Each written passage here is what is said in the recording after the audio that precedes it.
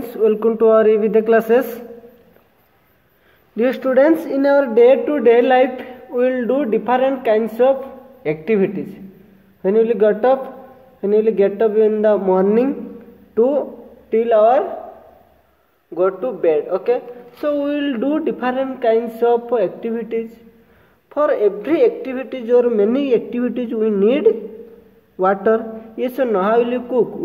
You can need rice and water. Without water you cannot cook any kind of food. Okay, so little amount of water you need in our day to day life, to wash, to bath, to go for toilet, and to different activities, to any other things, to clean the floor, to toilet, washing cloth, washing utensil, bathing, brushing, drinking, and any other activity also we need the water. Not only in our day-to-day life, but also to produce something in factory or industry, we need water also. Okay, so to make, so did you ever think that where did you get this water? Okay, if what are the other activities you would not be able to do? What would happen if you do not have easy access to water for a long period of time? Did you ever think, student, what will happen?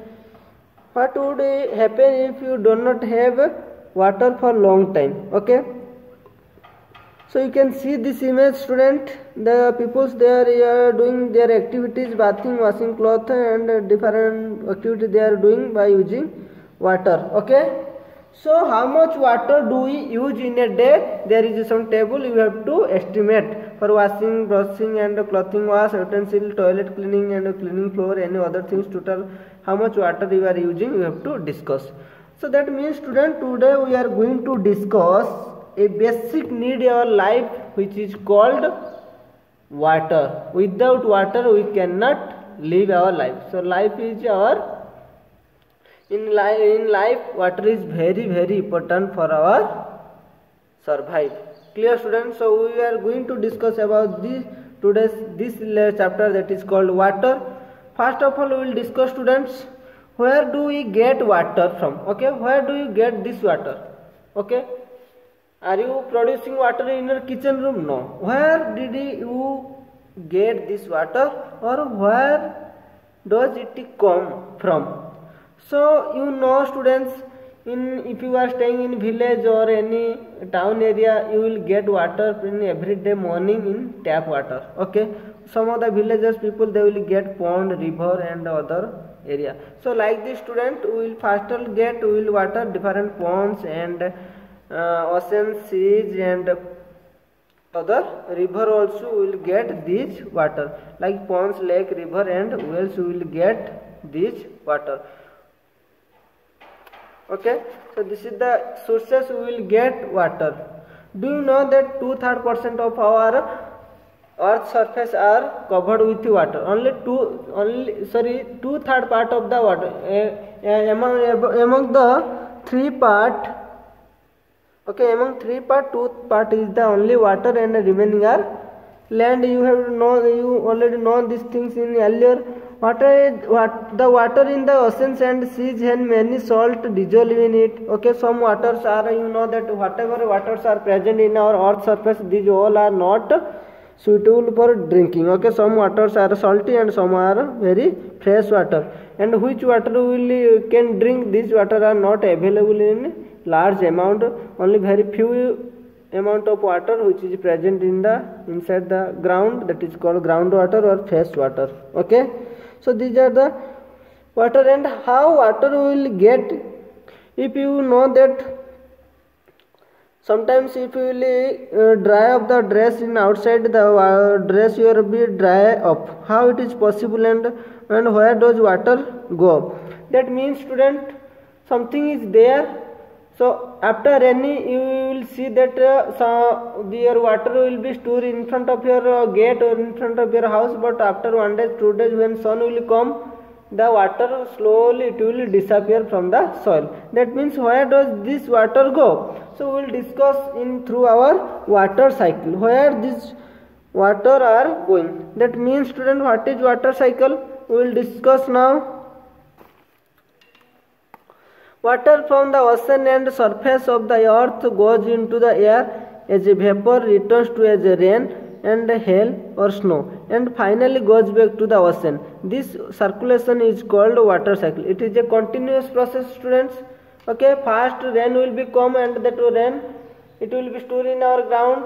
When sun will come, again that water will be vapor and it will go to up. Again when it is very cool in the sky, it will come to back in the ground as a rain or a snow or hail. Understood, student? So this process is always continuous process. So this process is called water cycle process, and this about we will study more about it in next higher classes. Okay, you just will do an activity, student. We will come to know where how water go up. Okay, so see, this is the image you can see, student. Evaporation of water in sunlight and shade means where it is fast evaporation. So that means you just take 2 bowls of water and keep one bowl is outside of the and your home and another is inside your home, and try to observe 2-3 days what happen. Where which bowl you put outside with water, that bowl is dried or totally dried. Okay, and the water totally vanishes from the bowl, but the water bowl which you kept in shade or here, that is slowly it is dried, or means little amount is decreases. So that means which are you kept in outside in front of sun, that is open place, that it will suddenly evaporated.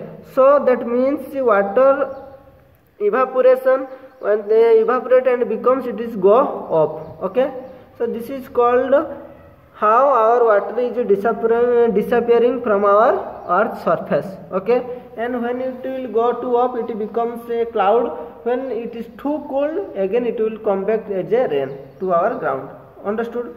So now this student, I am telling here, too much is given, no need to read this much, but you have to read. Okay, what is important I am telling you to students, and then we will go for loss of water by plants. We know, students, sometimes in summer season you will see the in front of on the leaf there is some water droplets are there, because of respiration it is happen. We have studied before also.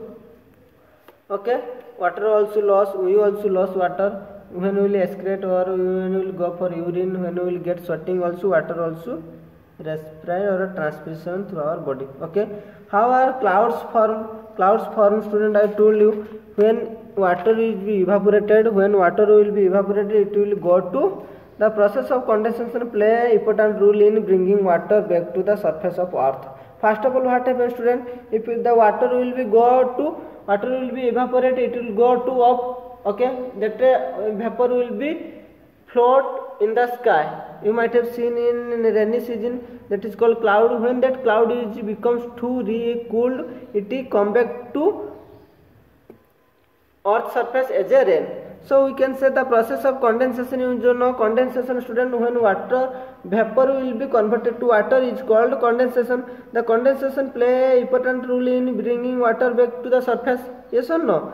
How does it happen? As we go higher from the surface of the earth, it is cooler. When the air moves up, it gets cooler and cooler. At a sufficient height, the air becomes so cool that the water vapor present in it condenses to form the tiny droplets. Water called a droplet. It is these tiny droplets that remain floating in air and appear to use as a cloud. Okay, it is so happens that many droplets of water come together to form a large sized drops of water.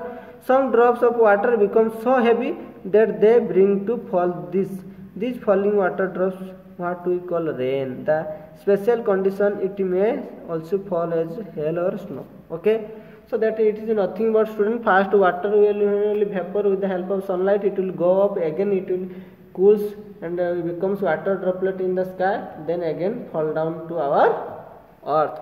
So this is the water cycle process. It will be continuous process. Because of that only we will get water. Now sunny, rain will come, that rain will be dry, then it will go up, again it will be cool and it will come back to as a rain to our earth surface, again it will vapor, it will go. So this is the continuous process. Okay, life cycle, this is the nature's rule, it is a continuous process. Back to the oceans. Now we will come to our oceans. You know, many oceans are there, and rain, different region, earth, many snow and water surfaces are there, and some are the most of the water that falls on the land as rain and snow sooner or later go back to the ocean. This happens in many okay, many waters when it will rain heavily, the water will go lastly to the rains through river, it will go to the sea or oceans. Okay, most of the water becomes available to us as groundwater. Open walls are fed by the groundwater. Groundwater is the source for many lakes as well as it is also this groundwater which is drawn by a hand pump or tube. Groundwater we will take through hand pump or tube or machine. Nowadays we are put the more hand pumps or tube wells that are used in an area, the deeper we need to dig and find this groundwater. The loss in the level of groundwater due to overuse its origin. Okay, that means nowadays everyone are using the groundwater, means everyone's home they are using. They put borewell or we can say tube well. So what happened? Everyone we are using lots of water due to large population. So what happened? The water level in the ground are decreases, which is very origin for humankind. Okay,